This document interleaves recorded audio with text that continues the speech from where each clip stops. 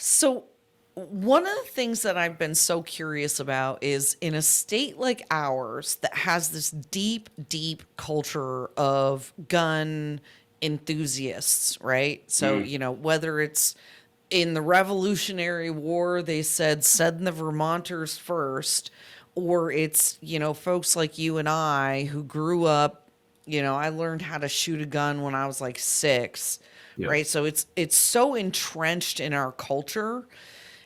When did my understanding is that essentially a bunch of outside out of state money started flowing into Vermont, around 2017, 2016 or so, and started advocating these gun grabs. I call them gun grabs. Other people call them gun laws, whatever. Hmm. Tomato, tomato. And I'm curious if you were already, if there was already a movement toward trying to restrict guns in Vermont before 2018, or if this is all just like Bloomberg money. Like, how does the safest state in the union become a battleground for these outrageous unconstitutional gun laws? That's a great question, and I think the answer to that, I think it has a lot to do with how partisan the discussion has become. Vermont Mm. has become a very blue state over the years. I grew up here. I'm 42. I graduated in 1999, the same year the Columbine massacre happened.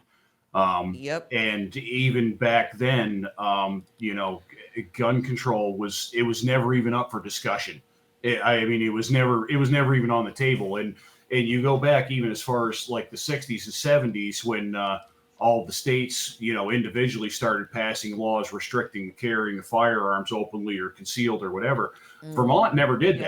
that. Vermont never required a permit to carry a gun openly or concealed for residents or visitors or anything. And a lot of the states that are going back to that now, you hear it called constitutional carry. For years, it was called Vermont carry because we were the only state to never restrict the carrying of firearms. No joke. And it was great for years and decades. We were the gold standard for gun rights. There was no regulation, absolutely zero, and almost no violence or crime or anything up here. And okay, you say you argue you guys are way out in the sticks, and all right, I'll give you that. But still, But still, there was this culture of sort of I don't know, like a neighborly sort of collective responsibility to one or another, where like that sort of stuff just didn't happen around here. And then right. and I remember when Columbine happened. Like I said, I was a senior in high school, and everybody was like, "Oh my god," like they're you hear about shootings and stuff, but like that was the first like school shooting that was like nationally, you know, televised Yeah. and Yeah. in your face and stuff. Yeah.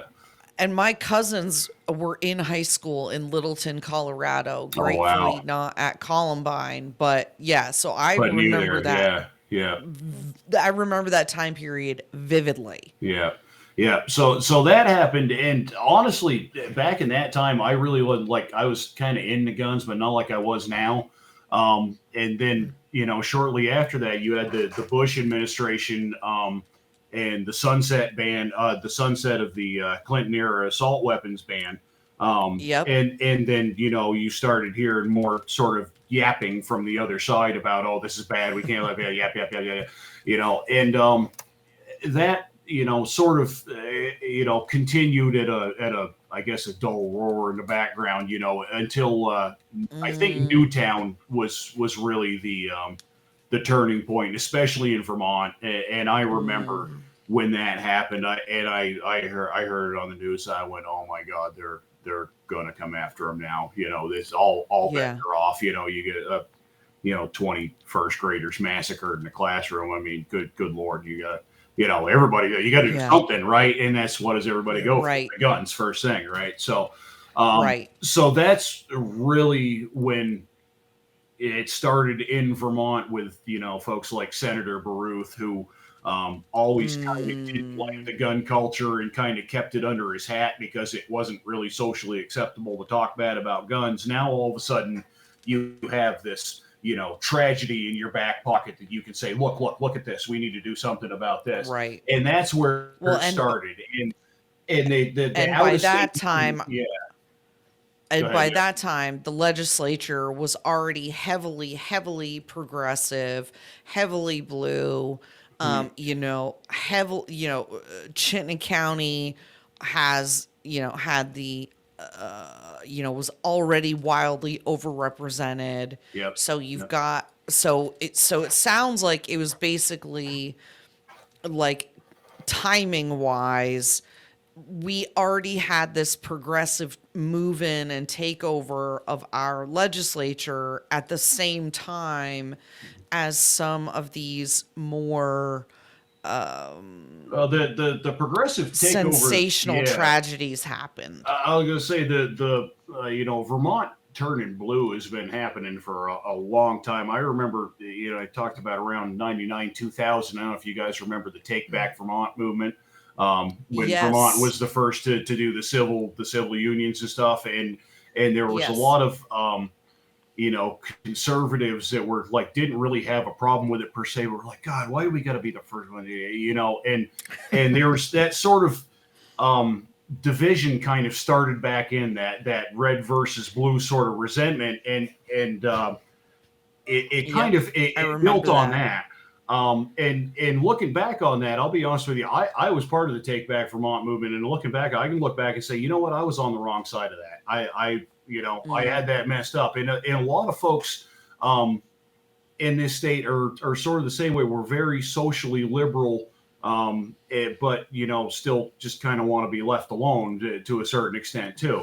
Um, Correct. and if you remember in 2013, actually, they had a supermajority. They had a Democratic-controlled House, Senate, and Peter Shumlin was the governor. And they Yep. still didn't. They still did not pass gun control that year. They said, "No, we're not going to. Mm. We're not going to do it. We're not going to vote on it." And the more polarized and the more partisan the issue became, the more emboldened they've become. And then when Phil Scott came out in 2018, quote unquote Republican governor, and said, "Oh, we need to Republican. we need to do something," then it was like the floodgates just flew open at that point, and they're now they said, okay, there's no repercussions. You're not voting any of these people out. We're just going to do whatever we want. And Yeah. I think everybody on this show knows that's And not now how it's rights been work. They're not up for a popular vote, right? You know what I mean? But At least you would think not. But well, it's yeah. unfortunately, you have to go through the court system to prove it, which is a conversation for a whole other show.